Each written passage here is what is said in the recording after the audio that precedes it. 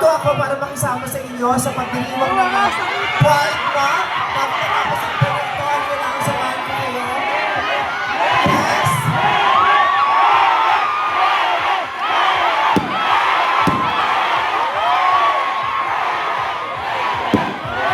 Ano ba? Hindi ko naiintindihan. Ang ganda. Ano may guys? Alam ko may hinihibis. I love you everybody! Maraming salamat sa inyo. Hindi naman ito kauna-unahang pagkakataon na nandito ako sa inyo. Maraming beses na bumibisita. Lalong-lalo na tuwing Pasko. Dahil sinasamahan ko kayong magdiwang ng paparating ng Pasko at iniimbitahan ko na kayo lagi. Tuwing meron akong Angel sa Matutulog Festival. Pero ito yung first time na magsasama-sama tayo sa pagdiriwang ng Pride Month. Yes.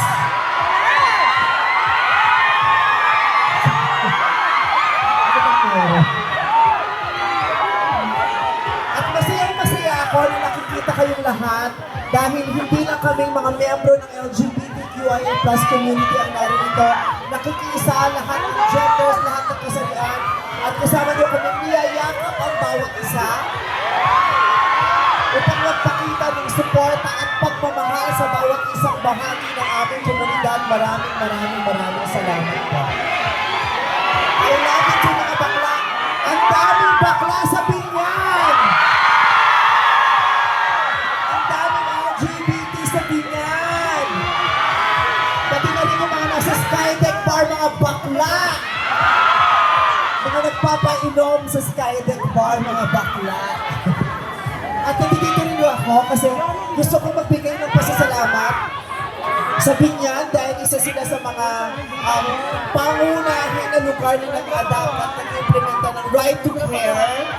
Ng Right to Care program, napakalaking bahagi, napakalaking bahagi nito para sa aming komunidad na mabigyang proteksyon ang aming mga karapatan sa mga pagkakataon na meron kami mga pangkailangan lalong-lalo na ng medikal. Kaya maraming salamat po sa ating Right to Care program.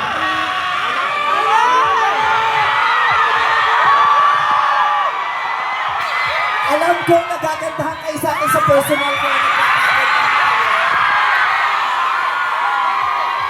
Pero hinihingi ko itong pagkakataong to na sana pakinggan niyo yung sasabihin ko. Kasi bukod sa gusto kong magmaganda at magpaandar, meron akong gustong ibahagi lang sa inyo. Kung napapansin ninyo, umulan ng malakas bago kayo magsimula. O pagkatapos ng marcha kanina. Ganon din sa UP.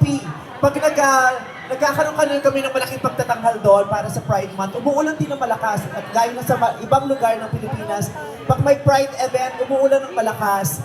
Yung iba nagtatanong, bakit ba kailangan umulan?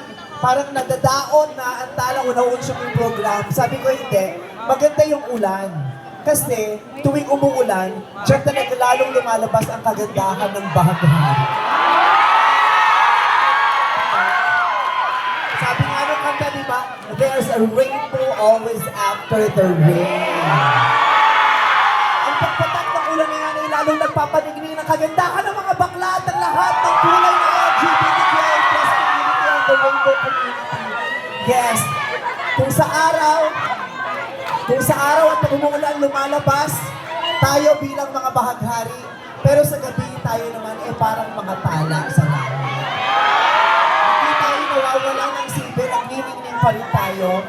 Kaya naman, naririto ako para sabihin sa inyo lahat ng mga bahagi ng LGBTQIA+ community na ipagdiwang ninyo ang inyong mga sarili, ipagdiwang ninyo ang inyong mga kasarian, yakapin na ito at ipagmalaki. Ipagdiwang, ipagmalaki, iwagayway, ipagsigawan, ipangalandakan. At naririto rin ako para kumatok sa puso ng lahat ng mga pamilya. Lahat ng mga pamilya na mayroong miyembro ng LGBTQIA+ community, naway sa loob ng tahanan ninyo magsimula ang pagmamahal na sadyang dinideserve ng bawat isa. Naway sa tahanan ninyo magsimula ang pagmamahal na hindi na kinakailangang hanapin pa sa ibang lugar. Pagmamahal na magsisimula sa tahanan hanggang sa paglabas ng pinto dito hanggang sa mga pagpasok sa mga susunod pang pinto na papasukin natin lahat, katulad ng eskwelahan. Sana'y mamutawi ang pagmamahal sa lahat ng eskwelahan at pagyakap sa lahat ng LGBTQIA+ community. Sana'y mamutawi ang pagmamahal sa lahat ng kalsada kung saan lalakad at tatapak ang lahat ng bahagi ng LGBTQIA+ community. Sana sa City Hall ng Binyan, patuloy na yakapin at papasukin at magdiwang ng pagmamahal ng LGBTQIA+ community. Sana sa lahat ng tindahan na papasukin natin ay may pagrespeto at pagmamahal sa lahat ng miyembro ng komunidad ng atin. Diba? At sana ang LGBTQIA+ community ay hindi lamang kilalanin at i-celebrate tuwing Pride Month, tuwing June. Sana buong taon meron tayong ganitong pagkilala sa amin. At alam kong kayo ng mga naka-naka ko, ako bilang meme ninyo, alam kong susuportahan. Yes, bilang mama nyo, alam kong hindi kayo pababayaan at poprotektahan kayo ng gobyerno sa Binyan, Laguna. Ako mismo ang personal na kapiling nila, na kaibigan nila, patuloy ako nakikipag-usap sa kanila at sinisiguro nila sa akin na Binyan is a safe space for the community. Diba, Mayor? Binyan is a safe space for the community. Kaya sa lahat ng mga bakla sa ibang lugar, lumipat na kayo sa Binyan dahil dito safe kayo. Katulad ng Quezon City, katulad ng Maynila, ayan, protektado tayong lahat dito. At sana po, bukod sa pagdiriwang lahat ng Pride Month at pagbibigay sa amin ng plataforma, sana po ay mabigyan niyo rin ng pagkakataon ng maraming bahagi ng komunidad namin na magkaroon ng magandang trabaho dito sa Binyan. Hindi lang na kailangan masiguro ang ating kaligtasan, kailangan masiguro rin ang ating kabuhayan, mga bakla, di ba? Kaya kailangan maprotektahan ang karapatan natin magkaroon ng maganda at disenteng trabaho dito sa Binyan. Huwag niyong ipagkait ang trabaho sa mga bakla at sa mga miyembro ng community namin dahil ang makikinabang din noon ay yung mga babae at lalaking showang sinusuportahan namin. Charot. Ang mga tambay na pinapainom namin. At ang mga pamilyang sinusuportahan ng bawat isang breadwinner na LGBTQIA+ member. Diba? Ang edukasyon ng bawat isa ay naway maprotektahan din. Mahaba-haba pa ang lalakbayin natin lahat, pero magandang simula ito. At maraming salamat. Dahil magkakasama tayo lahat, I love you, man ng people ng Binyan. I love you very much.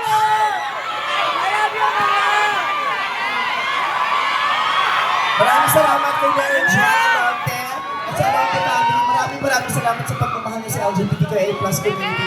Patuloy ko kayong pasasalamatan. At ayun pa, sana huwag po kayo magsasawa. Hello po. Hindi ko alam kung sigurado ako hindi lahat ng nandito bakla o tomboy o bahagi ng LGBTQIA+ community. Sino rito ang mga diretso o straight na babae? Taas ang kamay. Sino rito ang mga straight na lalaki? Taas ang kamay. Bakit kayo nandito? Ang tanging hiling ko, sana ang dahilan kung bakit kayo nandito ay hindi para lang mag-party-party. Sana ang dahilan kaya bakit kayo lahat nandito dahil tinatanggap, niyayakap at minamahal ninyo lahat.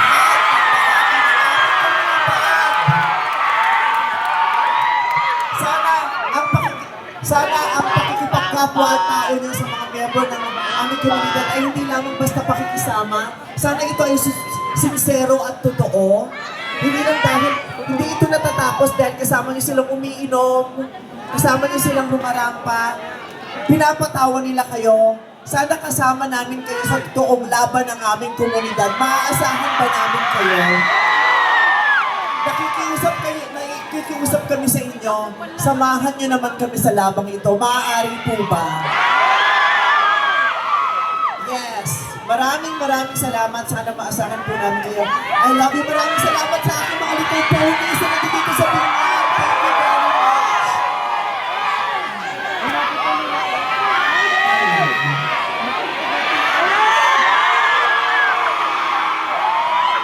At meron kayong mapapanood pa ng mga performances sa sadyang makapagbibigay ng masaya at entertaining na gabi sa inyong lahat. Again, maraming salamat. Mabuhay ang LGBTQIA+ community! Mabuhay ang mga bakla! Ang mga tomboy! Ang mga bisexual! Ang mga transgender! Ang mga pansexual! Ang lahat ng uri ng gender identities! Maraming salamat po sa inyo. Sige, ako na pinakahan natin ito.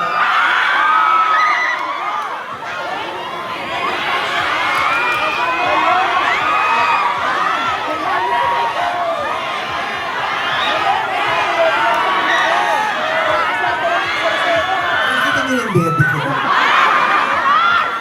Kung sana kang baby, baka pati itlog ko nakita mo na rin. Mataas kasi itlog ko.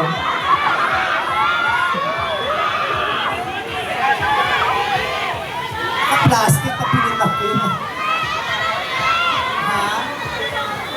Okay. So, ipaparapol ko daw itong cellphone na. Ipaparapol ko ba ito, ate? Ano gagawin ko?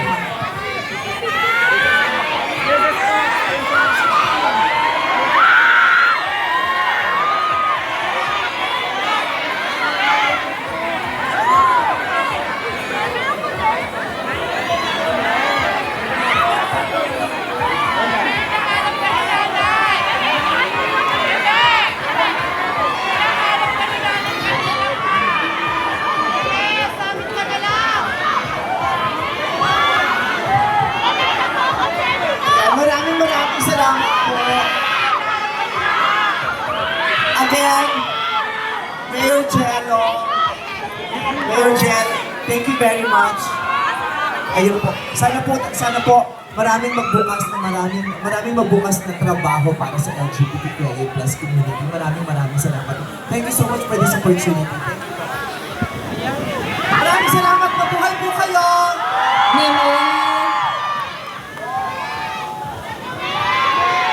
Nene, bago ka umalis, mag-picture muna. Ay, okay. Ayan, mag-picture po muna tayo sa likod ng ating mga kababayang Binyanense. Yan. Ikaw muna, Nene.